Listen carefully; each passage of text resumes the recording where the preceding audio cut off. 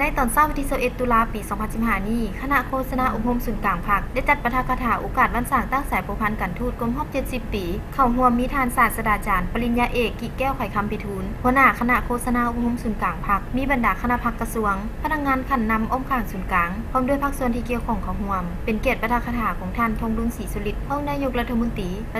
ว่าการกระทรวงการต่างประเทศโดยท่านได้ยกให้เห็นถึงผลงานและความสำเร็จอันใหญ่หลวงของเวียกงานการต่างประเทศและการทูตของภาครัฐและประชาชนฮอนญาตมาได้ตลอดระยะ70 ปีผ่านมาซึ่งมันได้แสดงออกถึงชัยชนะและมากผลของการต่อสู้เพื่อสันติภาพเอกราชแห่งชาติประชาธิปไตยและความก้าวหน้าทางสังคมที่ได้มีการเคลื่อนไหวการเมืองการทูตเคียงคู่กับการต่อสู้ด้วยกำลังอาวุธมาเป็นแต่ละระยะอย่างเนืองนิดเรียนติดที่สามารถเฮ็ดให้หน้าที่อันหนักหน่วงสำคัญและมีเกียรติของตนประกอบส่วนทั้งเป็นจังหวะเดียวกันในภารกิจปกปักรักษาและพัฒนาประเทศชาติของพวกเฮาเป็นกำลังแห่งสุขอยู่การพัวพันรอบด้านและการยกฐานะบทบาทของประเทศเฮาให้สูงขึ้นในเวทีสากลและสภาพอันพ้นเด่นที่มีการผันเปลี่ยนอย่างลึกซึ้งซับซ้อนและไววา